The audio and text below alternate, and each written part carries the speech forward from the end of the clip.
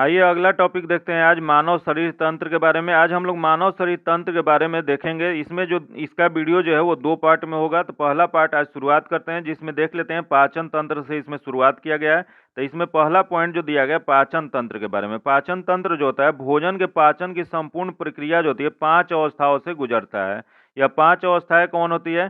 तो पहला होता है अंतःग्रहण, उसके बाद क्या होता है पाचन होता है, उसके बाद अवशोषण होता है, फिर स्वांगीकरण होता है, उसके बाद मल परित्याग होता है। यह 5 अवस्थाएं होती हैं जिससे कि यह पाचन जो होता है वो पूरा होता है। तो सबसे पहले देख लेते हैं, एक एक करके सबके बारे में जानकारी लेंगे। तो सबसे पहले देखते हैं हम लोग अंतःग्रहण। अंतःग्रहण क्या होता है?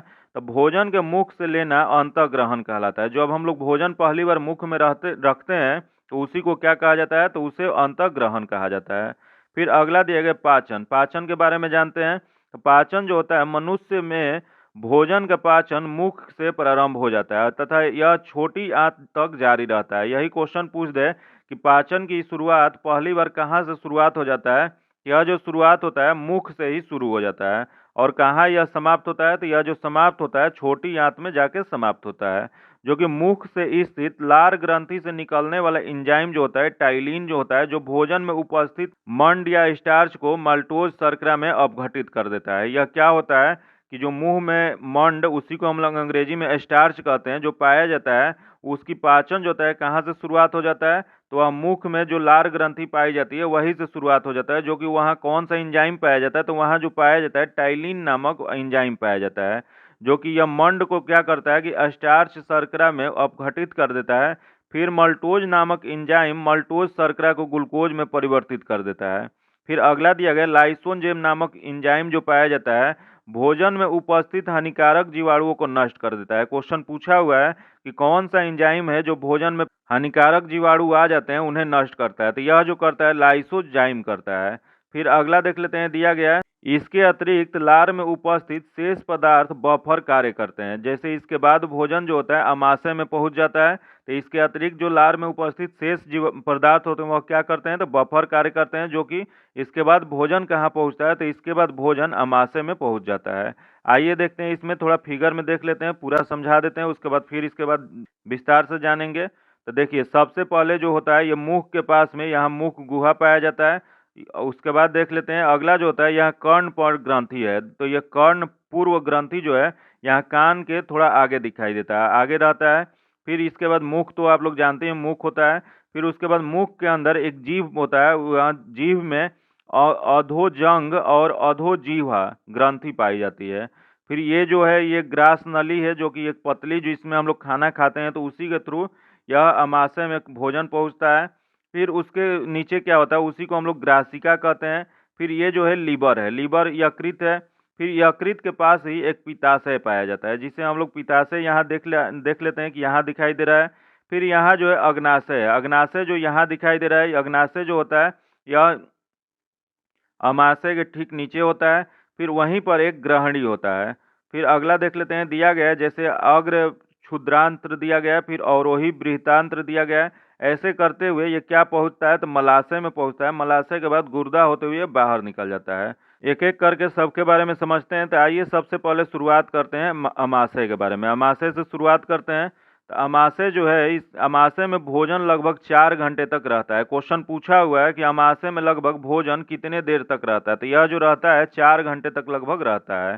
फिर अगला देख लेते हैं, दिया गया भोजन की अमाशय में पहुंचने पर पाइरोलिक ग्रंथियों से जठर रस निकलता है। क्वेश्चन पूछा हुआ है कि जब अमाशय में भोजन पहुंचता है तो वहाँ कौन सा रस निकलता है? तो पाइरोलिक ग्रंथियां जो है उसके थ्रू जठर रस निकलता है। यह हल्के पीले रंग का अम्लीय द्रव है, जिसका पीएच मान कितना होता है? तो इसका पीएच मान जो होता है 1.5 से 3.5 के बीच में होता है। अगला देख लेते हैं, दिया गया पॉइंट अमाशय के ऑक्सिनटिक कोशिकाओं से हाइड्रोक्लोरिक अम्ल निकलता है। याद रखिएगा हाइड्रोक्लोरिक अम्ल जो है यह किस कोशिका से निकलता है? तो ऑक्सिनटिक जो कोशिका है उससे HCl हाइड्रोक्लोरिक अम्ल निकलता है, जो कि भोजन के साथ आए हुए जीवाणुओं को नष्ट कर देता है तथा एंजाइम क्रिया को तीव्र कर देता है, मतलब तेज कर देता है। फिर अगला दिया गया हाइड्रोक्लोरिक अम्ल भोजन के माध्यम को अम्लीय बना देता है। यही क्वेश्चन पूछ देगा कि भोजन के माध्यम को अम्लीय कौन बनाता है? यह जो बनाता है HCl बनाता है, हाइड्रोक्लोरिक अम्ल बनाता है, जो कि यह अम्लीय भाग में बदल के जिसको लार की टाइलिन को क्रिया समाप्त कर देता है। यही जो हाइड्रोक्लोरिक अम्ल है, यह क्या करता है कि यह लार से जो टाइलिन एंजाइम आया रहता है उसको नष्ट करके अमाशय में निकलने वाले जठर रस जैसे एंजाइम जो होता है पेप्सिन और रेनिन जो होता है उसको सक्रिय कर देता है। यह पेप्सिन और रेनिन के बारे में थोड़ा यहाँ देख लेते हैं क्या दिया गया है। तो पेप्सिन प्रोटीन को खंडित कर सरल पदार्थ पेप्टोजेंस में परिवर्तन कर देता है और रेनिन जो होता है दूध में की घुली हुई प्रोटीन केसिनोजेन को ठोस प्रोटीन कैल्शियम पैराकेसिनेट में बदल देता है। याद रखिएगा क्वेश्चन पूछा हुआ है कि पेप्सिन प्रोटीन जो होता है वो किस रूप में तोड़ देता है, तो यह सरल पदार्थ पेप्टोजेंस के रूप में परिवर्तित कर देता है। और रेनिन जो होता है दूध की घुली हुई प्रोटीन जो होता है केसिनोजेन, उसको क्या करता है तो ठोस प्रोटीन कैल्शियम पैराकेसिनेट में बदल देता है। याद रखिएगा बहुत इंपॉर्टेंट पॉइंट है, इससे क्वेश्चन पूछा गया है। अगला देखते हैं, दिया गया है ड्यूडेनम। ड्यूडेनम को हिंदी में हम लोग कहते हैं पक्वाशय। पक्वाशय जो होता है वह क्या होता है, यह भोजन के पक्वाशय में पहुंचते ही सर्वप्रथम इसमें यकृत से निकलने वाला पीत रस आकर मिलता है। याद रखिएगा पीत रस कहाँ मिलता है, तो यह लीवर से जो पीत रस निकलता है वह सबसे पहले ड्यूडेनम में, या उसी को अंग्रेजी में हिंदी में हम लोग पक्वाशय कहते हैं, लेकिन इसका अंग्रेजी टर्म दे देता है। आप लोग अंग्रेजी टर्म याद रखिएगा क्योंकि इसका ज़्यादातर अंग्रेजी टर्म ही एग्जाम में पूछ देता है। यह क्या करता है, तो यह निकलने वाला पीत रस आकर यहाँ मिल जाता है।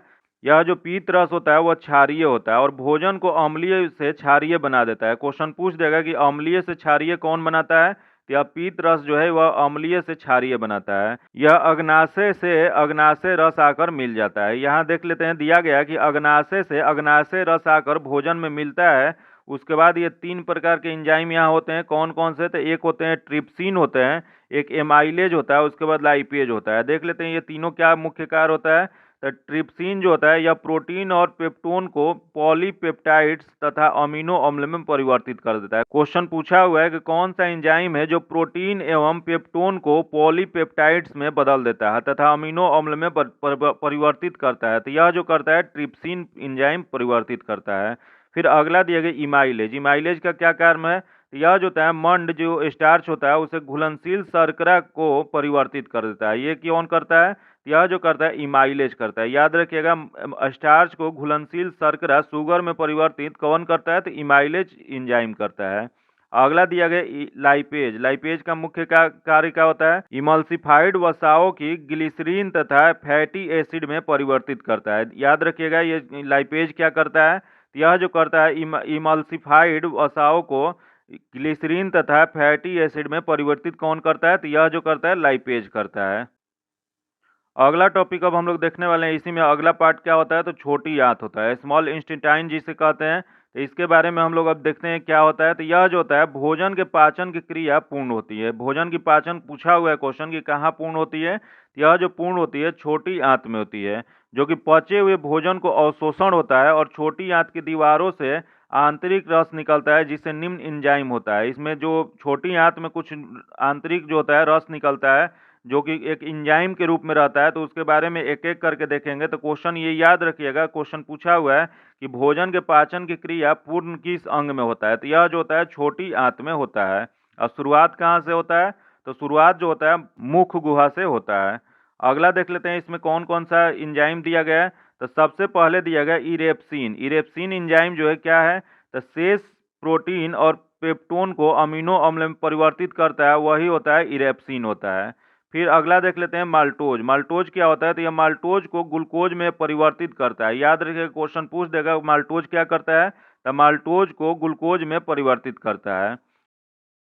अगला देखते हैं दिया गया सुक्रोज। सुक्रोज का कार्य क्या है, तो यह जो करता है सुक्रोज को ग्लूकोज एवं फ्रुक्टोज में परिवर्तित कर देता है। क्वेश्चन पूछ देगा ग्लूकोज और फ्रुक्टोज में परिवर्तित कौन करता है, तो यह करता है सुक्रोज करता है। अगला देखते हैं लैक्टोज। लैक्टोज जो दिया गया है यह लैक्टोज को ग्लूकोज एवं ग्लैक्टोज में बदल देता है। याद रखिएगा लैक्टोज जो होता है ग्लूकोज एवं ग्लैक्टोजेज के रूप में परिवर्तित करता है। अगला दिया गया लाइपेज। लाइपेज का मुख्य कार्य क्या होता है, यह जो होता है इमल्सिफाइड वसाओं को ग्लिसरीन तथा फैटी एसिड में परिवर्तित करता है। क्वेश्चन ये पूछा हुआ है कि फैटी एसिड और ग्लिसरीन तथा ये किसके तहत बदल जाता है, यह जो बदलता है इमल्सिफाइड वसाओं के कारण बदलता है, जो कि कौन सी एंजाइम कार्य करता है, तो यह जो कार्य करता है लाइपेज करता है। लाइपेज का मुख्य कार्य फिर से एक बार रिपीट करते हैं क्योंकि यह इंपॉर्टेंट है। इमल्सिफाइड वसाओं को ग्लिसरीन तथा फैटी एसिड में परिवर्तित कौन करता है? तो लाइपेज करता है। फिर अगला पॉइंट दिया गया, अगला पॉइंट है आंतरिक रस क्षारीय होता है। याद रखिएगा इसका आंतरिक रस कैसा होता है? ये क्षारीय होता है, जो कि स्वस्थ मनुष्य में प्रतिदिन लगभग 2 लीटर आंतरिक रस स्रावित होता है। क्वेश्चन पूछ सकता है कि स्वस्थ मनुष्य में प्रतिदिन लगभग कितने लीटर आंतरिक रस परिवर्तित होता है? तो यह लगभग कितना होता है? तो 2 लीटर होता है। अगला पॉइंट देखते हैं, मनुष्य या किसी भी कशेरुकी जंतु की आहार नाल एक लंबी कुंडलित नालिका होती है जो कि मुख से शुरू होता है और गुर्दा में समाप्त हो जाता है। अब मुख गुहा आहार नाल का पहला भाग है। याद रखिएगा क्वेश्चन पूछा हुआ है कि आहार नाल का पहला भाग कौन सा है? तो मुख गुहा है, जो कि मुख गुहा में जीभ, दांत और 3 जोड़ी लार ग्रंथि पाई जाती है। तो सबके बारे में एक एक करके देखेंगे क्योंकि सबसे पहले मुख गुहा के बारे में पूरा जान लेते हैं। उसमें जो जीभ, दांत और 3 जोड़ी लार ग्रंथि पाई जाती है। अगला टॉपिक देखते हैं, जो कि अगले टॉपिक जो है दांत के बारे में जानना है। तो दांत कितने प्रकार के होते हैं सबसे पहले जानते हैं। तो दांत जो होते हैं 4 प्रकार के होते हैं, जो कि पहला इंसीजर कहा जाता है, फिर केनाइन कहा जाता है, प्री मोलर कहा जाता है और मोलर कहा जाता है। ये 4 प्रकार के दांत पाए जाते हैं। जो कि ये दांत जो होते हैं वो 3 भागों में बटे रहते हैं, जो कि क्रोन होता है, उसके बाद नेक होता है, उसके बाद रूट होता है। जो नीचे धंसा हुआ भाग रहता है वो रूट होता है, जबकि जो ऊपर दिखता है उसे हम लोग क्रोन कहते हैं। आइए देखते हैं दांत के बारे में क्या दिया गया है। तो दिया गया है कि मुख गुहा के ऊपरी तथा निचली दोनों जबड़ों में दांतों की एक पंक्ति पाई जाती है, जो कि मनुष्य की दांत जो होती है गर्त दंती होता है और द्वियार दंती होता है तथा विषय दंती होता है। ये 3 प्रकार के दांत होते हैं। कौन कौन? तो गर्त दंती, द्विवार दंती और विषय दंती होता है। अगला दिया गया, मनुष्य के एक जबड़े में 16 दांत होते हैं, जबकि कुल कितने दांत होते हैं? तो कुल 32 दांत होते हैं। अगला देख लेते हैं, दिया गया तो जबड़े के प्रत्येक 2 कृदंत जिसे इंसीजर कहा जाता है, एक रदनक जिसे कनायन कहा जाता है, उसके बाद एक अग्र चर्मक जो कि प्रीमोलर कहा जाता है और 3 चवर्णक जिसे हम लोग मोलर कहते हैं। देखिए इसका नाम जो है हिंदी इंग्लिश दोनों याद रखिएगा क्योंकि अधिकतर एग्जाम में क्या करता है कि अंग्रेजी ही दे दिया रहता है। तो इस वजह से अगर इंग्लिश टर्म दे देगा तो आप लोग को कन्फ्यूजन होगा। तो इसका टर्म जो है दोनों याद रखिएगा। तो ये दांत जो है पाए जाते हैं मनुष्य में, जो कि मनुष्य के दांत जो होते हैं 2 बार निकलते हैं, जो कि पहले शैशव अवस्था में 20 दांत निकलते हैं जिन्हें दूध दांत या मिल्की टूथ कहते हैं। अब वयस्क अवस्था में कुल 32 दांत निकलते हैं। तो यही क्वेश्चन पूछा हुआ था एक बार कि टोटल जीवन काल में कितने दांत निकलते हैं? तो टोटल जो निकलते हैं वो 52 दांत निकलते हैं। याद रखिएगा, यहाँ दिया नहीं है तो याद रखिएगा टोटल जीवन काल में एक मानव का कितना दांत निकलता है? तो 52। क्वेश्चन पूछा हुआ है, इस वजह से याद रखिएगा। अगला देख लीजिए, मनुष्य के दांत सूत्र दिया गया है। यह जो होता है इंसीजर जो होता है 2 ऊपर होता है 2 नीचे होता है। फिर कनायन जो है 1 ऊपर 1 नीचे होता है। फिर प्री मोलर जो होता है वो 2 ऊपर 2 नीचे होता है। उसके बाद मोलर जो होता है वो 3 ऊपर 3 नीचे होता है। इस वजह से 8 ऊपर 8 नीचे, उसके बाद 2 से अगर मल्टीप्लाई कर देते हैं तो 16/16 हो जाएगा और 32 हो जाएगा। तो ये फार्मूला जो है मनुष्य के दांत कितने कौन पाए जाते हैं तो उसका ये फार्मूला था। अगला देख लेते हैं, कुछ नोट करके दिया गया। तो नोट में दिया गया दांत के ऊपरी हिस्से शिखर में इनेमल का चमकीला अस्तर पाया जाता है, जो कि दांत को सुरक्षा प्रदान करता है। ये जो इनेमल जो है मानव शरीर का सबसे कठोर भाग है। याद रखिएगा इनामेल जो है मनुष्य का सबसे कठोर भाग जो है वो इनामेल ही है। अगला देख लेते हैं लार ग्रंथि के बारे में। लार ग्रंथि दिया गया है कि मनुष्य में 3 जोड़ी लार ग्रंथियां पाई जाती है। पहली जोड़ी लार ग्रंथि जीवा के दोनों ओर एक साथ की संख्या में उपस्थित होती है, जिसे हम लोग सबलिंगुअल ग्लैंड के नाम से जानते हैं। जो कि दूसरी जोड़ी लार ग्रंथि निचले जबड़े के मध्य में मैगजिल अस्थि के दोनों ओर एक एक संख्या में उपस्थित होती है, जिसे हम लोग सब मैक्सिलरी ग्लैंड कहते हैं। याद रखिएगा क्वेश्चन पूछा हुआ है ये भी कौन कौन से होता है। तो फिर से एक बार रिपीट करते हैं। जैसे मनुष्य के 3 जोड़ी लार ग्रंथि जो पाई जाती है, उसमें सबसे पहली जोड़ी लार ग्रंथि जो होती है जिह्वा के दोनों ओर एक एक संख्या में होती है। जो कि उसके बाद जो ये क्या होता है तो ये सबलिंगुअल ग्लैंड के नाम से जानी जाती है। और दूसरी जोड़ी जो ग्रंथि निचली जबड़े के मध्य में जो होती है, जिसे हम लोग मैगजिल अस्थि के दोनों ओर एक एक की संख्या में उपस्थित होता है, उसे हम लोग सब मैक्सिलरी ग्लैंड कहते हैं। जो कि तीसरी जोड़ी लार ग्रंथि जो कानों के नीचे एक एक संख्या में होती है, जिसे हम लोग उपस्थित क्या कहते हैं तो इसे हम लोग पोरोटाइड ग्लैंड के नाम से जानते हैं। अगला देख लेते हैं क्या दिया गया। तो दिया गया है कि मनुष्य की लार जो होता है स्लाइवा में लगभग 99% जल होता है। क्वेश्चन पूछा हुआ कि लार में सबसे ज़्यादा क्या पाया जाता है, तो यह जो पाया जाता है जल पाया जाता है। उसमें शेष जो होता है 1% इंजाइम होता है। उसके बाद लार मुख्यतः 2 प्रकार के होते हैं, जो कि एक इंजाइम पाए जाते हैं, 2 प्रकार के उसमें इंजाइम पाए जाते हैं। लार में जो मुख्यतः 2 प्रकार के इंजाइम पाए जाते हैं, कौन-कौन? तो एक टाइलिन पाया जाता है, जो खाना को निगलने और चबाने में मदद करता है। उसके बाद लाइसोजाइम पाया जाता है, जो कि लाइसोजाइम का काम है कि जो शरीर में या जो भोजन के साथ जो कुछ हानिकारक चीज़ आता है तो उसके वो नष्ट करने का काम करता है। अगला देख लेते हैं। अब अगला जो पार्ट है अवशोषण। अवशोषण के बारे में देखते हैं। यह जो होता है पचे हुए भोजन का रुधिर में पहुंचाना अवशोषण कहलाता है। यह पचा हुआ भोजन जो है वो ब्लड के माध्यम से पहुंचाना जो काम को होता है उसी को हम लोग अवशोषण कहते हैं। जो कि पचे हुए भोजन का अवशोषण छोटी आंत की रचना ऊर्ध्व, जिसे हम लोग अंग्रेजी में भिलाई के द्वारा होता है। याद रखिएगा, ये इंग्लिश टर्म भी याद रखिएगा इसका, क्योंकि क्वेश्चन पूछा हुआ है अवशोषण की छोटी आंत में किसके द्वारा होता है, तो यह जो होता है बिल्ली के द्वारा होता है। अगला देख लेते हैं, दिया गया है स्वांगीकरण। स्वांगीकरण क्या होता है, तो अवशोषित भोजन का शरीर के उपयोग में लाया जाने वाला स्वांगीकरण कहलाता है। याद रखिएगा, अवशोषित भोजन का जो शरीर में उपयोग जो होने लगता है उसी को हम लोग स्वांगीकरण कहते हैं। अगला देख लेते हैं मल परित्याग। मल परित्याग क्या होता है, तो अपच भोजन बड़ी आंत में पहुंचती है, जहां जीवाणु इसे मल में बदल देते हैं, जिसे गुर्दा द्वारा बाहर निकाला जाता है। यह जो होता है मल त्याग जो होता है, अपच भोजन जो होते हैं पचने के बाद जो बच जाते हैं, जो पचने लायक नहीं रहते हैं, तो वो आंत के द्वारा आंत में पहुंचता है और वहाँ एक जीवाणु पाए जाते हैं जो उसको मल के रूप में परित्याग कर देते हैं, जो कि गुर्दा एनस के द्वारा हम लोग बाहर उसको निकाल देते हैं। तो ये प्रक्रिया होती है पूरे पाचन क्रिया की। अब हम लोग आगे जो पढ़ने वाले हैं, पाचन कार्य में भाग लेने वाले प्रमुख अंग जो है, एक एक करके हर अंग के बारे में पढ़ेंगे। तो सबसे पहले हम लोग लीवर के बारे में पढ़ते हैं। लीवर जो होता है, देखिए ये लीवर है। लीवर जो है इसके बारे में हम लोग अब विस्तार से जानेंगे। तो आइए देखते हैं लीवर के बारे में। लीवर जो होता है यह मानव शरीर का सबसे बड़ी ग्रंथि है। सबसे पहला तो क्वेश्चन यही पूछा हुआ है कि मानव शरीर की सबसे बड़ी ग्रंथि कौन सी होती है, तो यह जो होता है लीवर होता है। याद रखिएगा, मानव शरीर की सबसे बड़ी ग्रंथि यह लीवर है। इसका वजन कितना होता है, तो इसका वजन जो होता है 1.5 से 2 केजी लगभग होता है। इसका वजन भी एक बार पूछा गया था, तो इस वजह से याद रखिएगा इसका वजन कितना होता है, तो 1.5 से 2 केजी के लगभग होता है। अगला देख लेते हैं। दिया गया कि यकृत द्वारा ही पीत स्रावित होता है। क्वेश्चन पूछ देगा कि पीत किसके द्वारा स्रावित होता है, तो यह यकृत या लीवर के द्वारा होता है, जो कि पीत अंत में उपस्थित एंजाइम की क्रिया को तीव्र कर देता है। याद रखिएगा, यह पीत का क्या काम है, यह पीत आंत में उपस्थित एंजाइम की क्रिया को तीव्र कर देता है। यकृत प्रोटीन की उपापचय में सक्रिय रूप से भाग लेता है। क्वेश्चन पूछा हुआ है कि प्रोटीन के उपापचय में सक्रिय रूप से कौन भाग लेता है, तो यह जो लेता है यकृत, लीवर लेता है। और प्रोटीन विघटन के फलस्वरूप उत्पन्न विषैले अमोनिया को यूरिया में परिवर्तन कर देता है। अगला देख लेते हैं। दिया गया है कि यकृत जो होता है प्रोटीन की अधिकतम मात्रा को कार्बोहाइड्रेट में परिवर्तित कर देता है। याद रखिएगा, यकृत जो होता है प्रोटीन की अधिकतम मात्रा को कार्बोहाइड्रेट के रूप में परिवर्तित करता है। अगला देखते हैं पॉइंट क्या दिया गया है, तो दिया गया है कार्बोहाइड्रेट उपापचय के अंतर्गत यकृत रक्त के ग्लूकोज में वाले भाग को ग्लाइकोजन में परिवर्तित कर देता है और संचित पोषण तत्वों के रूप में यकृत कोशिका में संचित कर लेता है। और उसके बाद क्या होता है, ग्लूकोज की आवश्यकता होने पर यकृत जो होता है संचित ग्लाइकोजन को खंडित कर ग्लूकोज में परिवर्तित कर देता है। इस प्रकार इस रक्त में ग्लूकोज की मात्रा को नियंत्रित बनाए रखता है। याद रखिएगा, यह कैसे होता है, कौन यह करता है, तो लीवर करता है, जो कि कैसे, तो कार्बोहाइड्रेट उपापचय के अंतर्गत जो बनता है, तो यकृत क्या करता है, रक्त के ग्लूकोज को ग्लाइकोजन के रूप में परिवर्तित करके अपने अंदर रख लेता है, जो उसकी उसके बाद जब जरूरत पड़ता है ग्लाइकोजन से विखंडन करके फिर से ग्लूकोज के रूप में परिवर्तित कर देता है।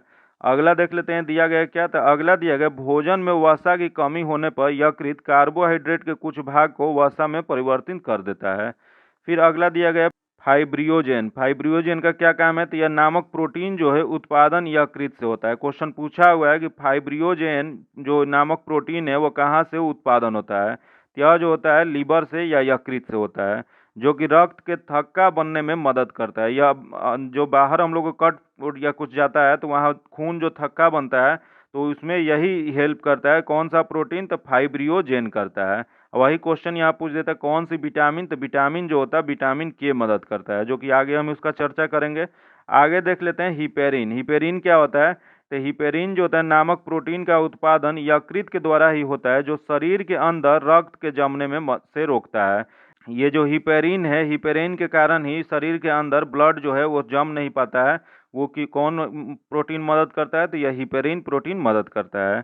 अगला देख लेते हैं, मृत आरबीसी को नष्ट यकृत के द्वारा ही किया जाता है। जो मृत आरबीसी हो जाता है उसे कौन नष्ट करता है, तो यह यकृत ही करता है, लीवर ही करता है।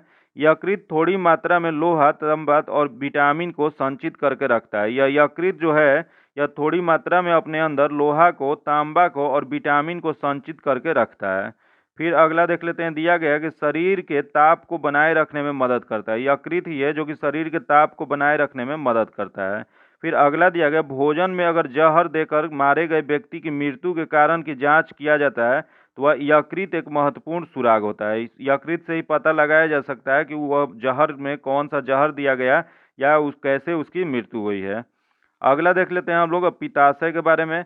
पित्ताशय जो है वह पित्ताशय नाशपाती के आकार की एक थैली होती है। जो यह किस आकार की होती है, तो यह नाशपाती के आकार की एक थैली होती है जिसमें यकृत से निकलने वाला पित्त जमा होता है। याद रखिएगा, पित्ताशय क्या होता है, यह नाशपाती के आकार की एक थैली होती है जिसमें यकृत से निकलने वाला पित्त जमा होता है। फिर देख लेते हैं क्या दिया गया, तो दिया गया कि पित्ताशय में पित्त पक्वाशय में पित्त नालिका के माध्यम से आता है। पित्त का पक्वाशय में गिरना प्रतिवर्ती क्रिया द्वारा होता है। याद रखिएगा, क्वेश्चन पूछ देगा पित्त का पक्वाशय में गिरना कैसे होता है, तो यह होता है प्रतिवर्ती क्रिया द्वारा होता है।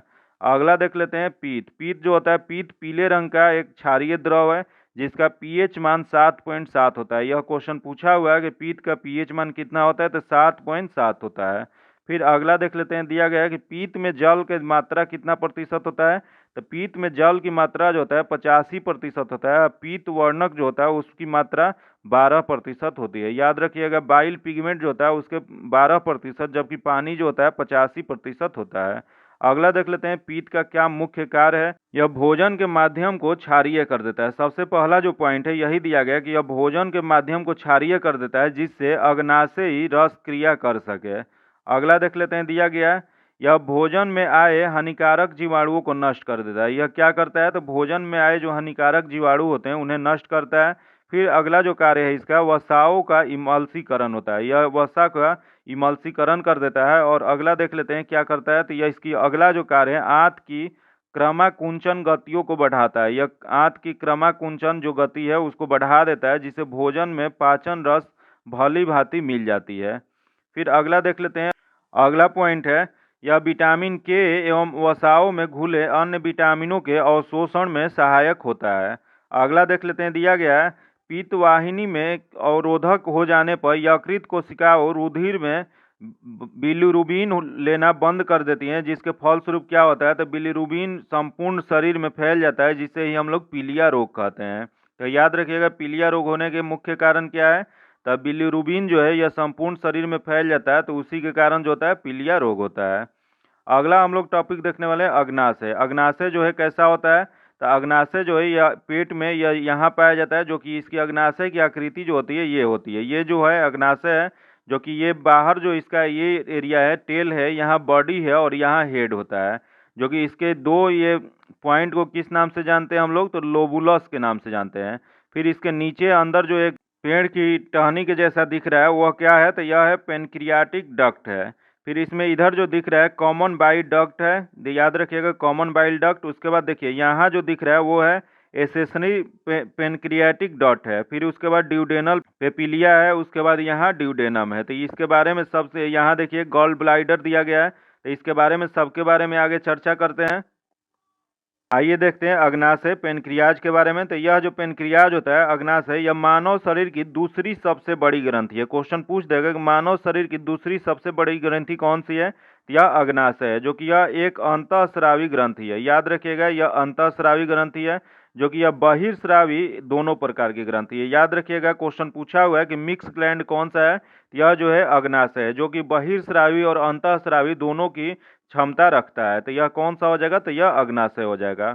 अगला देख लेते हैं, दिया गया है, इसमें अग्नाशयी रस निकलता है जिससे 9.8 जल होता है और शेष भाग क्या होता है, तो लवण और इंजाइम होता है। यह क्षारीय द्रव होता है। याद रखिए कि ये भी कैसा होता है, तो ये क्षारीय होता है जिसका पीएच मान कितना होता है, तो 7.5 से 8.3 होता है। याद रखिएगा पीएच मान फिर से रिपीट करते हैं क्योंकि ये पीएच मान इसका पूछ देता है इस सब से, तो इस वजह से बता देते हैं। इसका हो जाएगा 7.5 से लेके 8.3 जो होता है इसका पीएच मान होता है, जो कि ये 3 प्रकार के मुख्य भोजन पदार्थ जो होता है कार्बोहाइड्रेट, वसा और प्रोटीन को पचाने के लिए एंजाइम होते हैं। याद रखिएगा यह कौन कौन से भोज्य पदार्थ को पचाता है। यह जो पचाता है कार्बोहाइड्रेट, वसा और प्रोटीन को पचाने के लिए एंजाइम होते हैं। इसमें इसलिए इसे पूर्ण पाचक रस कहा जाता है। पूर्ण पाचक रस किसे कहा जाता है? यह जो कहा जाता है अग्नाशय को कहा जाता है। यहाँ दिया गया एंजाइम मूलतः क्या होते हैं, तो एंजाइम जो होते हैं मूलतः प्रोटीन होते हैं। अगला देख लेते हैं हम लोग लैंगर हेरेंस की द्वीपिका। ये जो आगे उसमें हम फिगर में आपको दिखाए थे उसके बारे में थोड़ा देख लेते हैं। यह दिया गया यह अग्नाशय का ही एक भाग होता है, जो कि इसकी खोज किसने किया था, तो इसकी खोज किए थे लैंगर हेरेंस नामक चिकित्सक शास्त्री ने किए थे। उन्हीं के नाम पे इसका नाम लैंगर हेरेंस पड़ गया था। इसके बी कोशिका से इंसुलिन निकलता है, जबकि अल्फा कोशिका से क्या निकलता है, तो ग्लूकागोन निकलता है।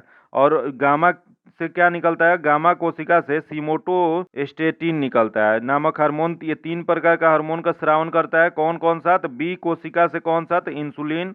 फिर अल्फा कोशिका से कौन सा, तो ग्लूकागोन। उसके बाद गामा कोशिका से कौन सा, तो सोमोटोस्टेटिन निकलता है, जो कि ये तीनों कौन चीज क्या चीज है, तो ये तीनों चीज जो है हार्मोन है। अगला देखते हैं हम लोग इंसुलिन के बारे में। अब अगला जो टॉपिक है इंसुलिन के बारे में देखेंगे। यह जो होता है यह अग्नाशय के एक भाग लैंगर हेरेंस की द्वीपिका के बीटा कोशिका द्वारा स्रावित होता है, जो कि इसकी खोज किसने किया था, तो इसका खोज किए थे फ्रेडरिक बेंटिंग और चार्ल्स बेस्ट ने किए थे। तो याद रखिएगा खोज डायरेक्ट बेंटिंग एंड बेस्ट ने किए थे, जो कि कब किए थे, तो 1921 में किए थे। जो कि 1922 में पहली बार लियोनार्ड थॉमसन को कनाडा के में इंसुलिन का इंजेक्शन दिया गया था। क्वेश्चन पूछा हुआ है कि पहली बार किसको इंसुलिन का इंजेक्शन दिया गया था, तो यह जो दिया गया था लियोनार्ड थॉमसन को दिया गया था। अगला देख लेते हैं दिया गया यह ग्लूकोज को ग्लाइकोजन बनने की क्रिया में को नियंत्रित करता है। यह जो क्या करता है, इसका मुख्य कार्य क्या है, तो ग्लूकोज को ग्लाइकोजन बनने की क्रिया को नियंत्रित करता है। इंसुलिन की अल्प श्रवण से मधुमेह डायबिटीज नामक रोग होता है। यह डायबिटीज कैसे होता है, तो इंसुलिन अगर कम श्रावण होने लगता है तो यह मधुमेह या डायबिटीज रोग हो जाता है। अगला देख लेते हैं नोट करके कुछ दिया गया, तो दिया गया है रुधिर में ग्लूकोज की मात्रा बढ़ना मधुमेह कहलाता है। जब ये क्या होता है, खून में जब ग्लूकोज की मात्रा जब बढ़ जाती है तो वही क्या होता है, तो उसे हम लोग डायबिटीज या मधुमेह रोग कहते हैं। अगला देख लेते हैं दिया गया है इंसुलिन की अतिस्रावन से हाइपोग्लाइसीमिया नामक रोग होता है। याद रखिएगा इंसुलिन के अतिस्रावन से कौन सा रोग होता है, तो हाइपोग्लाइसीमिया नामक रोग होता है, जिसके जनन क्षमता तथा दृष्टि ज्ञान कम हो जाती है। फिर अगला देख लेते हैं दिया गया है ग्लूकागॉन। ग्लूकागॉन क्या होता है, तो यह जो होता है ग्लाइकोजेन को पुनः ग्लूकोज में परिवर्तित कर देता है, उसी को हम लोग ग्लूकागॉन कहते हैं। फिर अगला पॉइंट दिया गया सोमेटोस्टेटिन दिया गया है, तो यह क्या होता है, तो यह पॉलीपेप्टाइड हार्मोन होता है, जो कि भोजन को स्वांगीकरण की अवधि को बढ़ा देता है। या इसका मुख्य कारण क्या है, तो यह भोजन को स्वांगीकरण की अवधि को बढ़ा देता है, इसी को हम लोग कहते हैं सोमेटोस्टेटिन कहते हैं। फिर अगला देख लेते हैं हम लोग पाचन की सारांश। पाचन की सारांश क्या दिया गया है, जो कि इसका हम पीडीएफ में आपको दे देंगे, आप लोग इसका रिवीजन कर लीजिएगा। थोड़ा सा इसका हम हिंट बता दे रहे हैं। जैसे दिया गया है लार से कौन सा एंजाइम निकलता है, तो टाइलिन निकलती है और माल्टोज निकलता है। जो कि भोज्य पदार्थ इसका क्या होता है, तो मंड होता है और माल्टोज होता है, जो कि प्रतिक्रिया के बाद क्या होता है, तो इसमें माल्टोज और ग्लूकोज होता है। फिर जठर रस क्या होता है, तो पेप्सिन और रेनिन एंजाइम निकलता है, जिसमें क्या होता है भोज्य पदार्थ, तो प्रोटीन और केसिन होता है, जो कि पेप्टोन्स में बदल देता है और कैल्शियम पैरेकेसिमेनेट में बदल देता है। इसके आगे आप लोग इसको देख लीजिएगा, क्योंकि जो भी चीज़ें पीछे बताया गया है कुछ इसमें नया नहीं है, तो इस वजह से हम इसको स्किप करते हैं। आइए जो अगला अब हम देखने वाले हैं परिसंचरण तंत्र के बारे में जानने वाले हैं, सर्कुलेटरी सिस्टम के बारे में इसके विस्तार से जानेंगे। तो देखिए ये परिसंचरण तंत्र जो होता है वो उसी के माध्यम से हम लोग को खून जो होता है कहीं एक दूसरे से दूसरे जगह जाता है, तो वो परिसंचरण तंत्र का सबसे मुख्य जो भाग है हृदय है। तो सबसे पहले हृदय से शुरुआत होगा, तो इसी वजह से यहाँ हृदय का फिगर दिया गया है।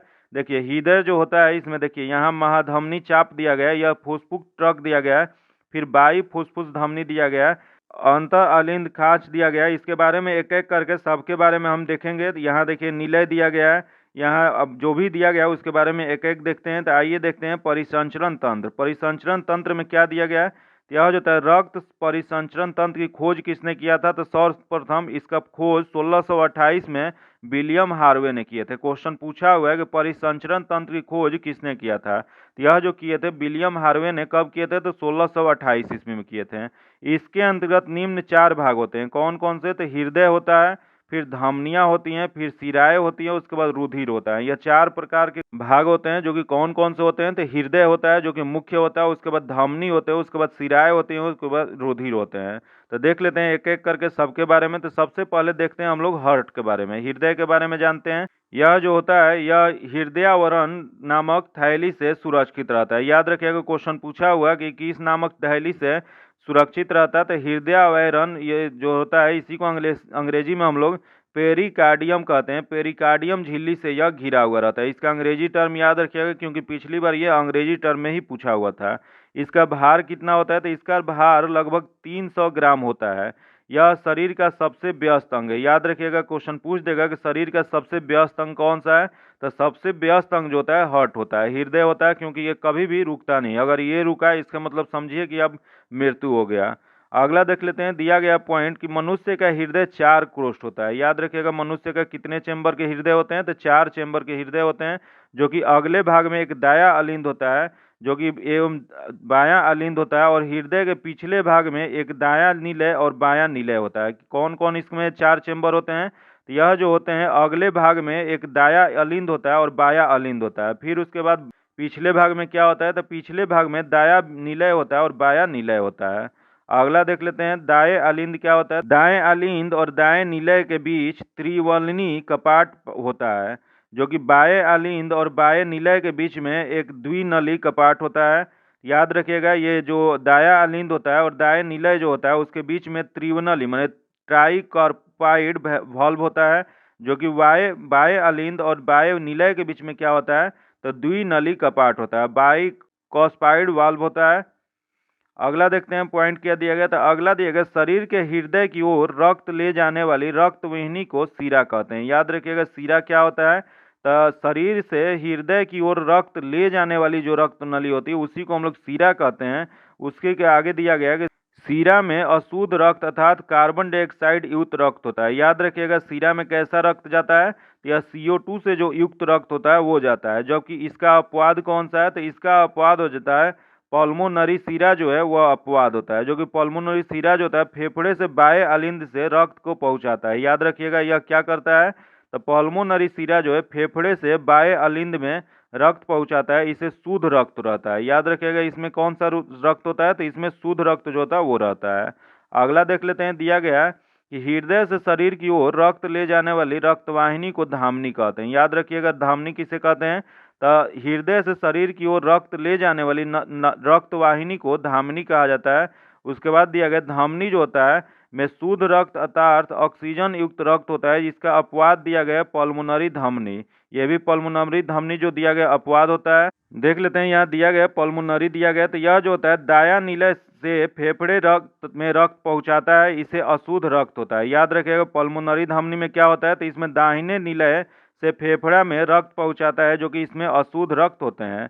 हृदय के दाहिनी भाग में अशुद्ध रक्त यानी कार्बन डाइऑक्साइड युक्त रक्त और बाएं भाग में शुद्ध रक्त यानी ऑक्सीजन युक्त रक्त पाया जाता है। याद रखिएगा कि फिर से एक बार रिपीट करते हैं हृदय के बारे में जो दिया गया है इसको 2 बार 3 बार आप लोग जरूर पढ़िएगा, क्योंकि इससे क्वेश्चन एक आता ही आता है, तो इस वजह से बहुत इंपॉर्टेंट टॉपिक है। तो हृदय की दाहिनी भाग में अशुद्ध रक्त यानी कार्बन डाइऑक्साइड युक्त रक्त और बाएं भाग में शुद्ध रक्त यानी ऑक्सीजन युक्त रक्त रहता है। हृदय की मांसपेशियों में एक रक्त पहुंचाने वाली वाहिनी को क्या कहा जाता है? तो इसे हम लोग कोरोनरी धमनी कहते हैं, जो कि इसी में किसी प्रकार की रुकावट होने से हम लोग का हृदय घात हो जाता है। क्वेश्चन पूछा हुआ था एक बार कि हृदय घात किसके रुकावट से होता है? तो यह जो होता है हृदय की मांसपेशियों में रक्त पहुंचाने वाली वाहिनी को कोरोनरी धमनी जो है अगर उसमें रुकावट आ जाता है तो उसी के कारण जो होता है हृदय घात हो जाता है। तो इस वजह से बहुत इंपॉर्टेंट लाइन था, क्वेश्चन पूछा हुआ था। अगला हम लोग देखते हैं हृदय के रुधिर मार्ग क्या होता है। तो हृदय का रुधिर मार्ग जो होता है सबसे पहले अलिंद होता है, उसके बाद बाया निलय होता है, उसके बाद दैहिक महाधमनी होता है, उसके बाद क्या होता है? तब विभिन्न धमनियां हो जाती है, उसके बाद छोटी धमनियां होती हैं, फिर धमनी कोशिकाएं होती हैं, फिर उसके बाद अंग में जाता है, उसके बाद अग्र एवं पश्चिम महाशिरा में जाता है, उसके बाद दाहिना आलिंद में जाता है, उसके बाद दाहिना निलय में जाता है, उसके बाद पल्मोनरी धमनी में जाता है, उसके बाद फेफड़े में, तब पल्मोनरी शिरा में, तब बाया आलिंद में, उसके बाद ऑक्सीजन युक्त रुधिर बनता है। याद रखिएगा ये जो प्रक्रिया है ये बनता है, लेकिन आपको डायरेक्ट इसका याद रखिएगा आलिंद से क्या होता है तो बाया आलिंद में जाता है। ये डायरेक्ट याद रखिएगा क्योंकि इसी से क्वेश्चन पूछा हुआ है। अगला देख लेते हैं हृदय के संकुंचन क्या होता है। तो हृदय के संकुंचन और इस शिथिलन जो हो को सम्मिलित रूप से हृदय की धड़कन कहते हैं। याद रखिएगा हृदय की धड़कन क्या होता है तो हृदय की संकुंचन और शिथिलन जो होता है उसको को सम्मिलित रूप से हम लोग क्या कहते हैं तो धड़कन कहते हैं। जो कि सामान्य अवस्था में मनुष्य का हृदय 1 मिनट में 72 बार और भ्रूणावस्था में 150 बार धड़कता है तथा एक धड़कन में लगभग 70 मिलीलीटर रक्त पंप करता है। याद रखिएगा ये कितना पंप करता है तो 70 मिलीलीटर पंप करता है। अगला देख लेते हैं, दिया गया है साइनो ऑरिकुलर नोड दाहिने आलिंद का दीवार में स्थित तंत्रिका कोशिका के समूह है जिससे हृदय धड़कन को तरंग प्रभाव प्रारंभ होता है। याद रखिएगा ये बहुत इंपॉर्टेंट पॉइंट है। साइनो ऑरिकुलर नोड जो है दाहिने आलिंद का दीवार में स्थित तंत्रिका कोशिकाओं का समूह होता है जिससे हृदय धड़कन की तरंग प्रारंभ होती है। अगला फिर दिया गया पॉइंट, सामान्य मनुष्य की रक्तदाब जो होता है 120/80 होता है।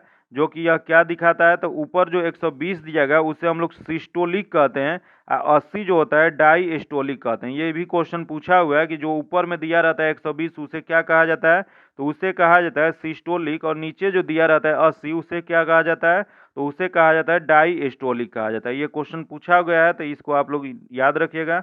अगला देख लेते हैं, अगला पॉइंट दिया गया है कि रक्त दाब मापने वाले यंत्र को क्या कहते हैं हम लोग तो रक्त दाब मापने वाले यंत्र को स्फिग्नोमोनोमीटर कहते हैं। अगला पॉइंट दिया गया है कि थायरॉक्सिन एवं एड्रिनेलिन स्वतंत्र रूप से हृदय की धड़कन को नियंत्रित करने वाले हार्मोन होते हैं। फिर देख लेते हैं, अगला पॉइंट दिया गया है कि रुधिर में उपस्थित CO2 रुधिर का pH को कम करके हृदय की गति को बढ़ाता है, अर्थात अम्लीयता हृदय की गति को बढ़ाते हैं एवं क्षारीयता हृदय की गति को कम करता है। याद रखिएगा ये क्वेश्चन पूछा हुआ है ये भी, या फिर आगे भी पूछ सकता है। देखिए दिया गया है कि अम्लीयता हृदय की गति को क्या करता है तो अम्लीयता जो होता है हृदय को बढ़ाता है, जबकि क्षारीयता क्या करती है तो क्षारीयता हृदय को कम करता है। याद रखिएगा ये बहुत इंपॉर्टेंट लाइन था। अब अगला हम लोग टॉपिक देखने वाले हैं लसिका परिसंचरण तंत्र। अब लसिका परिसंचरण तंत्र के बारे में जानने वाले हैं। लसिका परिसंचरण तंत्र जो होता है देखिए यहाँ फिगर में दिया गया है, जो कि ये इसमें बहुत सारे पार्ट होते हैं जो कि एक एक करके हम सबके बारे में जानेंगे। इसका मुख्य कार्य भी जानेंगे क्या उसका मुख्य कार्य होता है।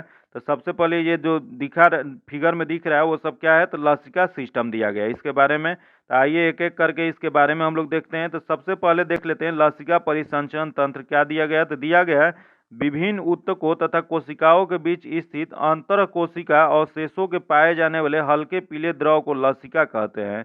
जो कि लसिका एक प्रकार का द्रव है जो कि इसकी रचना कैसा होता है तो इसकी रचना लगभग रक्त प्लाज्मा जैसा होता है। याद रखिएगा इसकी रचना कैसी होती है तो लगभग रक्त प्लाज्मा के जैसा होता है, जिसमें पौष्टिक पदार्थ ऑक्सीजन तथा कई अन्य पदार्थ मौजूद होते हैं। या इसमें क्या मौजूद होता है तो इसमें पौष्टिक पदार्थ ऑक्सीजन तथा और कई पदार्थ मौजूद होते हैं। जो कि अगला दिया गया है लसिका में पाई जाने वाली कणिकाएं जो है लिम्फोसाइट कहलाती है। याद रखिएगा क्वेश्चन पूछा गया है कि लसिका में पाई जाने वाली कणिकाएं को क्या कहा जाता है तो इसे हम लोग लिम्फोसाइट्स के नाम से जानते हैं। जो कि वास्तव में श्वेत रक्त कणिका का होता है। जो कि यह किसका बना हुआ होता है तो यह WBC का बना हुआ होता है। अगला देख लेते हैं, दिया गया है कि लसिका ऊतक से हृदय की ओर केवल एक ही दिशा में बहता है। याद रखिएगा लसिका कैसे बहता है तो लसिका ऊतक से हृदय की ओर केवल एक ही दिशा में बहता रहता है। फिर देख लेते हैं दिया गया लसिका का मुख्य कार्य क्या है। तो इसका पहला पॉइंट दिया गया लसिका के उपस्थित लिम्फोसाइट हानिकारक जीवाणुओं को भक्षण करके लोगों को रोकथाम में सहायक करता है। याद रखिएगा लिम्फोसाइट जो होता है जो कि हानिकारक जीवाणुओं को भक्षण करके लोगों को रोकथाम से सहायता करता है। जो कि अगला पॉइंट दिया गया लसिका जो होता है लिम्फोसाइट का निर्माण करता है। यही लसिका ही है जो कि लिम्फोसाइट का निर्माण करता है। अगला देख लेते हैं, दिया गया लसिका के नोड जिन्हें लिम्फो नोड कहते हैं मनुष्य के शरीर में छानने का कार्य करता है। क्वेश्चन पूछ देगा कि मनुष्य के शरीर में छानने का कार्य कौन करता है, यह जो करता है लिम्फो नोड करता है। जो कि धूल कण जीवाणु कैंसर कोशिकाएं इत्यादि लिम्फो नोड में फंस जाते हैं। अगला देख लेते हैं, दिया गया लसिका जो होता है घाव भरने में भी सहायता करता है। यहाँ पूछ देगा क्वेश्चन कि घाव भरने में कौन सहायता करता है यह जो करता है लसिका करता है। अगला देख लेते हैं, दिया गया है कि लसिका ऊतकों में शिराओं में विभिन्न वस्तुओं को परिसंचरण करता है। अब अगला हम लोग टॉपिक देखने वाले हैं उत्सर्जन तंत्र। एक उत्सर्जन तंत्र जो होता है, उसके उत्सर्जन तंत्र का मुख्य जो काम होता है वो किडनी करता है। सबसे ज़्यादा जो करता है वो किडनी ही करता है। तो किडनी जो होते हैं वह दोनों तरफ एक एक होते हैं। दो कि ये क्या करते हैं, तो हम लोग जो खाते हैं या पीते हैं उसको छान के उसके बाद उससे पानी जो होता है वो पेशाब के रास्ते से बाहर निकाल देता है। तो देख लेते हैं इसके जो यहाँ दिया गया है इसके बारे में हम थोड़ा देख लेते हैं। यह यहाँ पेल्विस दिया गया है और मेडुला दिया गया है और कॉर्टिक्स दिया गया है। फिर इधर दिया गया एंड्रियल ग्रंथि दिया गया है, जो अब्रिकिल धमनी दिया गया है, उसका विक्रिय सिरा दिया गया और उसके बाद यह किडनी दिया गया। यह जो है वह किडनी है, बाकी जो भी चीज़ उसको इंडिकेट किया गया वो इसका है। बाकी देखिए यहाँ दिया गया है पृष्ठीय महाधमनी। ये जो होता है पृष्ठीय महाधमनी होता है, ये जो पतला सा ये धागा की तरह एक नीचे आया हुआ है उसे हम लोग मूत्रवाहिनी कहते हैं। फिर उसके बाद यहाँ जो नीचे दिया गया यह मूत्राशय है, उसके बाद यह मूत्र मार्ग है। तो इसके बारे में हम एक एक करके जानेंगे क्योंकि यह बहुत इंपॉर्टेंट टॉपिक है, इससे क्वेश्चन एक पूछ देता है। तो देखते हैं उत्सर्जन तंत्र के बारे में। तो यह उत्सर्जन तंत्र जो होता है यह जीवों के शरीर से उपापचयी प्रक्रमों में बने विषैले अवशिष्ट पदार्थों को निष्कासन को उत्सर्जन कहते हैं, जो कि साधारण ऊर्जा का तात्पर्य नाइट्रोजनी उत्सर्जी पदार्थ जैसे यूरिया, अमोनिया, यूरिक अम्ल आदि के निष्कासन से होता है। अगला देख लेते हैं, दिया गया विभिन्न जंतु और उनके उत्सर्जन अंग। ये बहुत इंपॉर्टेंट चीज़ है, इससे क्वेश्चन एक पूछ देता है कि कौन से जंतु के कौन सा उत्सर्जन होता है। तो ये देख लेते हैं, पहला दिया गया एक कोशिकीय जंतु। एक कोशिकीय जंतु जो होते हैं उसमें विसरण द्वारा उत्सर्जन होता है। फिर दिया गया पेरिफेरा संघ के जंतु। जो पेरिफेरा संघ के जंतु होते हैं उसमें क्या होता है, विशिष्ट नलिका तंत्र द्वारा होता है, जो कि अगला दिया गया सिलिंट्रेटा संघ के। सिलिंट्रेटा संघ के जो होते हैं उसमें से सीधा कोशिकाओं द्वारा उत्सर्जन होता है। फिर चपटे कृमि जो होते हैं उसमें क्या होता है, ज्वाला कोशिकाओं द्वारा यह उत्सर्जन होता है। अगला देख लेते हैं एनिलिडा संघ के जंतु। तो एनिलिडा संघ के जंतु जो होते हैं वो ब्रीकक द्वारा उत्सर्जन होता है। उसके बाद होता है आर्थ्रोपोडा। आर्थ्रोपोडा में क्या होता है, मेलिपिगियन को नालिकाओं द्वारा यह उत्सर्जन करते हैं। अगला होता है मोलास्का। मोलास्का क्या होते हैं, तो मूत्र अंग के द्वारा यह अपना उत्सर्जन करते हैं। फिर अगला जो दिया गया है कशेरुकी। कशेरुकी के द्वारा क्या होता है, तो मुख्यतः ब्रीकक द्वारा यह उत्सर्जन करते हैं। तो ये जो अभी दिया गया था ये लाल करके, ये बहुत इंपॉर्टेंट है क्योंकि इससे क्वेश्चन एक पूछ देता है कि कौन से संघ जो है या कौन से जंतु जो हैं किस अंग से उत्सर्जन करते हैं। ये क्वेश्चन बहुत इंपॉर्टेंट था, इसको अब आप लोग बार बार याद कीजिएगा, इससे क्वेश्चन एक आएगा ही। अगला पॉइंट देखते हैं, दिया गया कि मनुष्य में प्रमुख उत्सर्जी अंग निम्न दिया गया है, जो कि कौन कौन सा होता है। तो सबसे पहले जो होता है ब्रीकक होता है, जिसे हम लोग अंग्रेजी में किडनी कहते हैं। फिर उसके बाद त्वचा होता है, स्किन होता है। उसके बाद यकृत जिसे हम लोग लीवर कहते हैं। उसके बाद फेफड़ा जिसे हम लोग लंग्स कहते हैं। तो सबके बारे में एक एक करके देखेंगे। तो देखते हैं सबसे पहले हम लोग किडनी के बारे में। मनुष्य एवं अन्य स्तनधारियों में मुख्य उत्सर्जी अंग एक जोड़ा ब्रीकक होता है, जिसका वजन कितना होता है, तो इसका वजन जो होता है 140 ग्राम होता है, जिसके दो भाग होते हैं, जो कि एक बाहरी भाग को हम लोग कॉर्टेक्स कहते हैं तथा भीतरी भाग को हम लोग मेडुला कहते हैं। याद रखिएगा किडनी को कितने भागों में बांटा गया है, तो दो भागों में बांटा गया है। जो कि बाहरी भाग को हम लोग किस नाम से जानते हैं, तो कॉर्टेक्स के नाम से जानते हैं, और भीतरी भाग को किस नाम से जानते हैं, तो उसे हम लोग मेडुला के नाम से जानते हैं। प्रत्येक ब्रीकक लगभग 1,30,00,000 ब्रीकक नालिकाओं से मिलकर बना है, जिन्हें नेफ्रॉन कहा जाता है। नेफ्रॉन ही ब्रीकक की कार्यात्मक इकाई होता है। क्वेश्चन पूछा हुआ है कि ब्रीकक या किडनी का कार्यात्मक इकाई क्या होता है, तो यह जो होता है नेफ्रॉन होता है। अगला देख लेते हैं, दिया गया है कि प्रत्येक नेफ्रॉन में एक छोटी सी प्लीनुमान रचना होती है, जिसे हम लोग क्या कहते हैं, तो उसे हम लोग बोमेन संपुट कहते हैं। याद रखिएगा क्या कहा जाता है, तो बोमेन संपुट कहा जाता है। अगला देख लेते हैं, दिया गया है बोमेन संपुट में पतली रुधिर कोशिकाओं को कोशिका गुच्छा पाया जाता है, जो कि दो प्रकार के धमनियों से बनता है। जो कि यह देख लेते हैं कौन कौन सा। पहला जो होता है चौड़ी अभिवाही धमनी होता है, और दूसरा जो होता है पतली अपवाही धमनी होता है। तो देख लेते हैं, चौड़ी अभिवाही धमनी जो है जो रुधिर को कोशिका गुच्छा में पहुंचाती है, और अगला दिया गया पतली अपवाही धमनी, जो कि जिसके द्वारा रक्त कोशिका गुच्छे से वापस में आया जाया जाता है।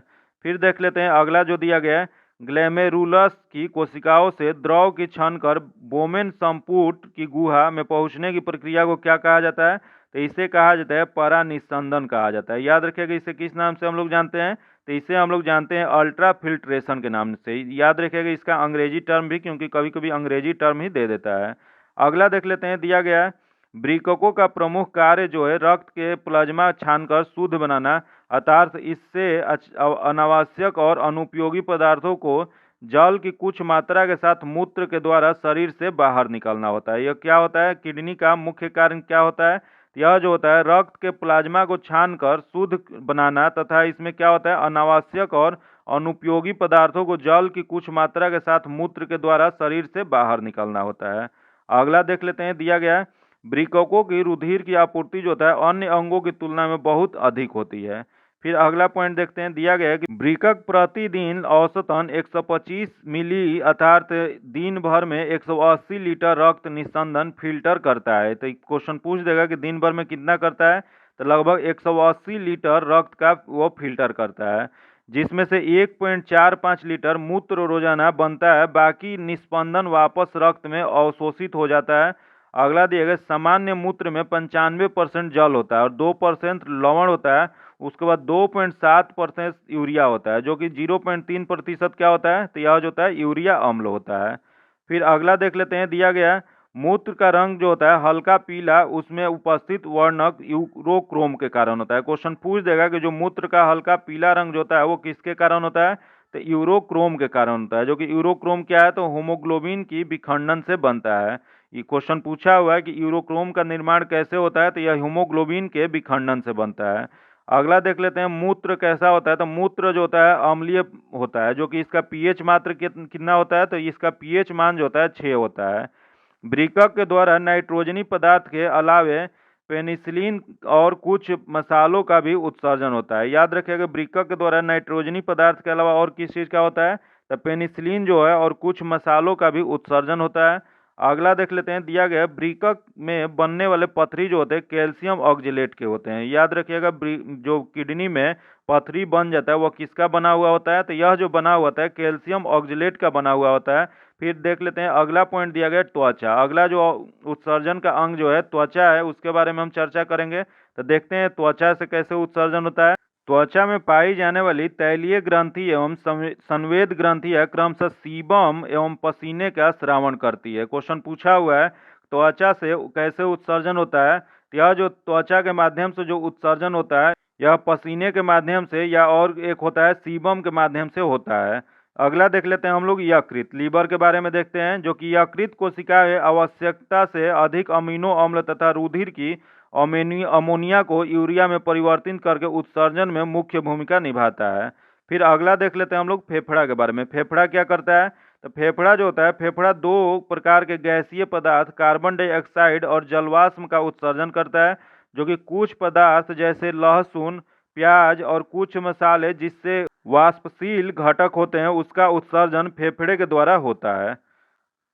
अगला हम लोग अब देखते हैं तंत्रिका तंत्र के बारे में। अगला हम जो टॉपिक है वो तंत्रिका तंत्र के बारे में जानेंगे, नर्वस सिस्टम के बारे में जानेंगे। तो यहाँ जो फिगर दिया गया है वो नर्वस सिस्टम के बारे में दिया गया है। देखिए यहाँ इसका एक केंद्रक होता है, उसके बाद इसी में एक दूमिका होता है, उसके बाद यहाँ दिया गया है तंत्रिका कक्ष होता है, जो कि यहाँ दिया गया कोशिका क्राय दिया गया है। यह कोशिका क्राय है, तो इसके बारे में एक एक करके हम देख लेते हैं, जो कि आगे इसमें देखते हैं हम लोग। दिया गया तंत्रिका तंत्र, इसके अंतर्गत क्या होता है कि सारे शरीर में महीन धागे के समान तंत्रिकाएं फैली रहते हैं, जिसे हम लोग आम भाषा में उसे नस कहते हैं। कि ये नस जो फैली है उसी को हम लोग किस अंतर्गत रखते हैं, तो ये रखा जाता है तंत्रिका तंत्र के अंतर्गत रखा जाता है।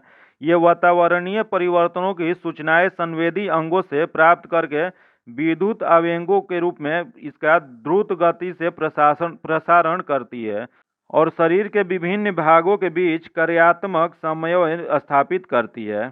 अगला देख लेते हैं, दिया गया मनुष्य का तंत्रिका तंत्र 3 भागों में विभक्त होता है। वो कौन कौन सा भाग होता है, तो पहला जो होता है केंद्रकीय तंत्रिका तंत्र होता है, दूसरा जो होता है परिघीय तंत्रिका तंत्र होता है, और तीसरा जो होता है स्वायत्त या स्वाधीन तंत्रिका तंत्र होता है। देख लेते हैं इसमें पहला जो होता है केंद्रीय तंत्रिका तंत्र। केंद्रीय तंत्रिका तंत्र जो होता है तंत्रिका तंत्र का वह भाग जो संपूर्ण शरीर और स्वयं तंत्रिका तंत्र पर नियंत्रण रखता है उसी को केंद्रीय तंत्रिका तंत्र कहा जाता है।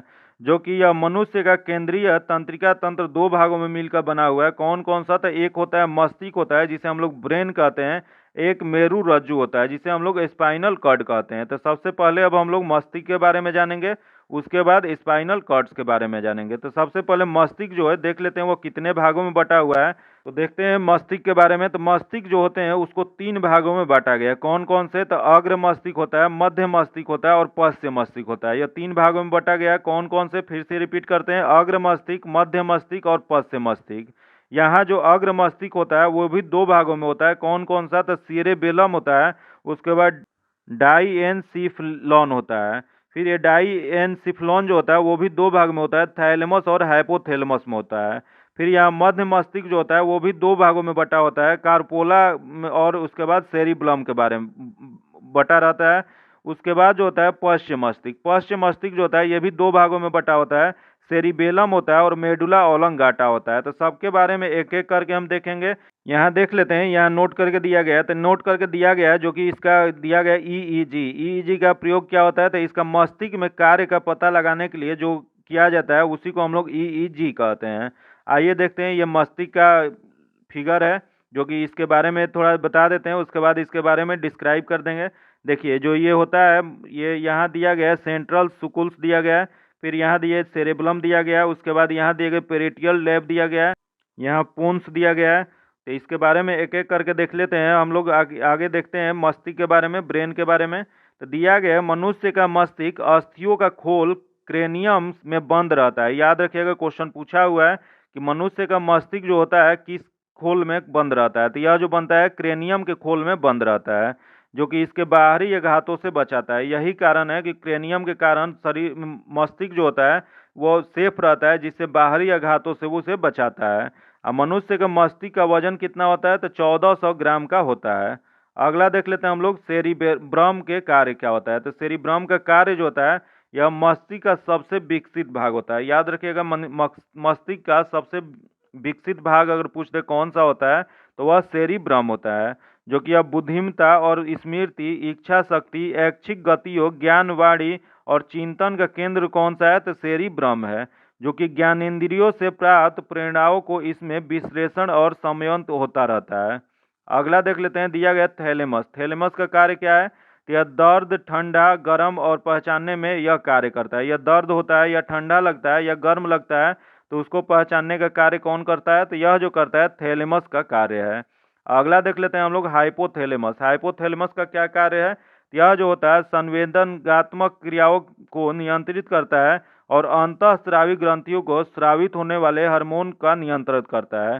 पोस्टीरियर पिट्यूटरी ग्रंथि से स्रावित होने वाले हार्मोन इससे स्रावित होते हैं, जो कि यह क्या होता है? तो इसका क्या होता है? तो भूख, प्यास, ताप नियंत्रण, प्यार, घृणा आदि के लिए केंद्र होता है। जो रक्त दाब जो होता है उसका भी उपापचय या पसीना या गुस्सा या खुशी आदि इसी के द्वारा नियंत्रण होता है। तो याद रखिएगा, बहुत यह इंपॉर्टेंट है। ये सब जो भी होता है यह किसका कार्य है? तो यह जो है हाइपोथैलेमस का कार्य है। अगला हम लोग अब देखने वाले हैं कार्पोला के बारे में। तो यह देख लेते हैं इसके बारे में। आइए देखते हैं इसके बारे में। कार्पोला क्वाड्रिजेमियम का कार्य क्या है? तो इस दृष्टि के श्रवण शक्ति पर नियंत्रण करता है। यह दृष्टि का श्रवण शक्ति है, इस पर यह नियंत्रण करता है। अगला दिया गया है, अगला जो देखने वाले हैं, सेरिब्रम पेंडिकल के कार्य क्या होता है? तो यह जो होता है क्रूरा सेरिब्री भी कहते हैं। इसी को हम लोग किस नाम से और जानते हैं? तो क्रूरा सेरिब्री के नाम से जानते हैं। यह मस्तिष्क के अन्य भाग को मेरु रज्जु से जोड़ता है। फिर अगला देख लेते हैं, सेरिबेलम के कार्य क्या होता है? तो सेरिबेलम जो होता है यह शरीर के संतुलन बनाए रखता है और ऐच्छिक पेशीय को संकुचन पर नियंत्रित करता है, और यह आंतरिक कान के संतुलन भाग को संवेदनाएं ग्रहण करता है।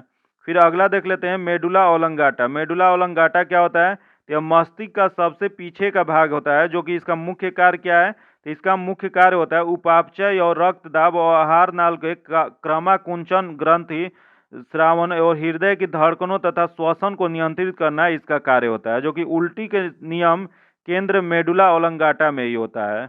अब अगला हम लोग देखने वाले हैं मेरु रज्जु, स्पाइनल कॉर्ड्स के बारे में। तो स्पाइनल कॉर्ड्स जो होता है ये इसी को हम लोग स्पाइनल कॉर्ड्स कहते हैं। तो इसके बारे में देख लेते हैं। इसके बारे में देखिए, यहाँ दिया गया है नर्वस सिस्टम का अंग है, जो कि स्पाइनल कॉर्ड्स यहाँ होता है, ब्रेन यहाँ होता है।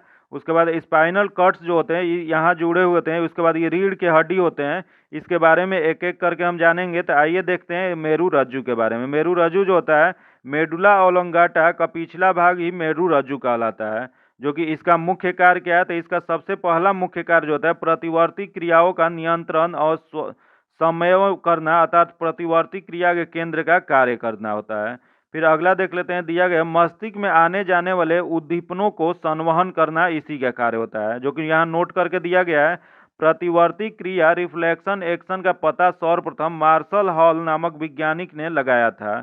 जो कि अगला दिया गया है, परिधीय तंत्रिका तंत्र। परिधीय तंत्रिका तंत्र जो है, परिधीय तंत्रिका तंत्र मस्तिष्क और मेरु रज्जु से निकलने वाले तंत्रिकाओं का बना होता है, जिन्हें इन्हें क्रमशः क्या कहा जाता है, तो इन्हें क्रमशः कपाल और मेरु रज्जु तंत्रिकाएं कहते हैं। याद रखिएगा, यह क्या होता है, कपाल और मेरु रज्जु तंत्रिका कहा जाता है। किसको कहा जाता है, यह परिधीय तंत्रिका तंत्र मस्तिष्क और मेरु रज्जु से निकलने वाले तंत्रिकाओं का जो बना होता है उसे कपाल और मेरु रज्जु कहा जाता है। जो कि मनुष्य में 12 जोड़ी कपाल तंत्रिकाएं पाई जाती हैं। याद रखिएगा, क्वेश्चन पूछा हुआ है मनुष्य में कितने जोड़ी कपाल तंत्रिकाएं पाई जाती हैं, तो यह जो पाई जाती हैं 12 जोड़ी पाई जाती हैं, जो कि 31 जोड़ी मेरु रज्जु तंत्रिकाएं पाई जाती हैं। याद रखिएगा, मेरु रज्जु जो होता है उसकी तंत्रिकाएं कितनी जोड़ी पाई जाती हैं, तो 31 जोड़ी पाई जाती हैं। अगला देख लेते हैं हम लोग न्यूरॉन। न्यूरॉन क्या है, तो तंत्रिका ऊतक की इकाई को हम लोग न्यूरॉन या तंत्रिका कोशिका कहते हैं। याद रखिएगा, न्यूरॉन किसकी इकाई है, तो न्यूरॉन जो है तंत्रिका ऊतक की इकाई है। अगला देख लेते हैं, अगला दिया गया नॉर एड्रीनलिन नामक रासायनिक द्रव न्यूट्रो ट्रांसमीटर पदार्थ है। फिर अगला देख लेते हैं, दिया गया है स्वायत्ता तंत्रिका तंत्र। यह स्वायत्ता तंत्रिका तंत्र क्या होता है, तो स्वायत्ता तंत्रिका तंत्र कुछ मस्तिष्क और कुछ मेरु रजित तंत्रिका का बना होता है। याद रखिएगा किसका बना होता है, तो यह जो बना होता है कुछ मस्तिष्क एवं कुछ मेरु रज्जु तंत्रिकाओं का बना होता है। यह शरीर के सभी आंतरिक भागों और रक्त विहीनियों को तंत्रिकाओं को आपूर्ति करता है। स्वायत्त तंत्रिका तंत्र की अवधारणा को सबसे पहले लैंगली ने 1921 में प्रस्तुत किया था। क्वेश्चन पूछ देगा कि सबसे पहले यह अवधारणा किसने प्रस्तुत किया था, तो लैंगली ने 1921 में प्रस्तुत किए थे। अगला देख लेते हैं क्या दिया गया था। दिया गया है कि अनुकंपी तंत्रिका तंत्र है और पाराकंपी तंत्रिका तंत्र है। याद रखिएगा कैसा तंत्रिका तंत्र है, तो अनुकंपी तंत्रिका तंत्र और पारानुकंपी तंत्रिका तंत्र। अगला देख लेते हैं, अनुकंपी तंत्रिका तंत्र के कार्य क्या है। यह जो होते हैं त्वचा में उपस्थित रुधिर वाहिनियों को संकीर्ण करता है। फिर इसके क्रिया क्या होते हैं, तो इसकी क्रिया से बाल खड़े हो जाते हैं। फिर लार ग्रंथि के स्रावन को काम करता है। फिर अगला दिया गया, यह हृदय को स्पंदन को तेज करता है, हृदय धड़काने को तेज करता है। फिर अगला दिया गया, संवेद ग्रंथियों के स्रावन को प्रारंभ कर देता है। फिर आंख के पुतली को फैलाता है। फिर और इसका मुख्य कार्य क्या है, तो इसका मुख्य कार्य जो है मूत्राशय के पेशियों को विमोचन करता है। फिर देख लेते हैं और अगला पॉइंट इसका और क्या मुख्य कार्य है, तो इसका मुख्य कार्य जो है यह आंत में क्रामाकुंचन गति को कम करता है। फिर अगला दिया गया, इसके द्वारा श्वसन दर तीव्र हो जाती है। उसके बाद रक्त दाब को भी बढ़ाता है। फिर रुधिर में शर्करा के स्तर को बढ़ाता है। फिर यही जो है इसका काम जो है रुधिर में लाल रुधिर कोशिकाओं की संख्या की वृद्धि करता है, आरबीसी के ये वृद्धि करता है। अगला देख लेते हैं, दिया गया रक्त का थक्का बनने में भी मदद करता है। फिर सामूहिक प्रभाव से भय पीड़ा और क्रोध का प्रभाव पड़ता है इस पर। फिर देख लेते हैं, यहाँ दिया गया परानुकंपी तंत्र का क्या कार्य है, तो इसका तंत्र के कार्य सामान्यतः अनुकंपी तंत्र के कार्य के विपरीत होता है। जो कि देख लेते हैं इसमें क्या विपरीत होता है, तो परानुकंपी तंत्र का कार्य जो है यह रुधिर वाहियों के गुहा को चौड़ा कर देता है, किंतु कोरोनरी रुधिर वाहिकाओं को छोड़कर। इसके अपवाद क्या होते हैं, तो कोरोनरी जो रुधिर वाहिका जो है इसे ये नहीं चौड़ा करता है। फिर देख लेते हैं अगला दिया गया, लार के स्रावन को तथा अन्य पाचन रसों को वृद्धि करता है। फिर क्या करता है, नेत्र के पुतली को यह संकुचन करता है, मतलब छोटा कर देता है। फिर उसके बाद देख लेते हैं क्या करता है कि मनुष्य मूत्राशय की अन्य पेशियों को संकुचन उत्पन्न करता है। याद रखिएगा। उसके बाद अगला जो दिया गया, अंतर्भित्ति में संकुचन और गति उत्पन्न करता है। फिर अगला दिया गया, तंत्रिका तंत्र का प्रभाव सामूहिक रूप से आराम और सुख की स्थितियां उत्पन्न करता है। तो ये सब जो प्रक्रिया था ये इसका था। अब अगला जो टॉपिक पढ़ने वाले हम लोग कंकाल तंत्र पढ़ने वाले हैं, जो कि अगले नेक्स्ट वीडियो में पढ़ेंगे। तो आज इतना ही रखते हैं, फिर मिलते हैं आपसे अगले वीडियो में। तब तक के लिए धन्यवाद। जय हिंद।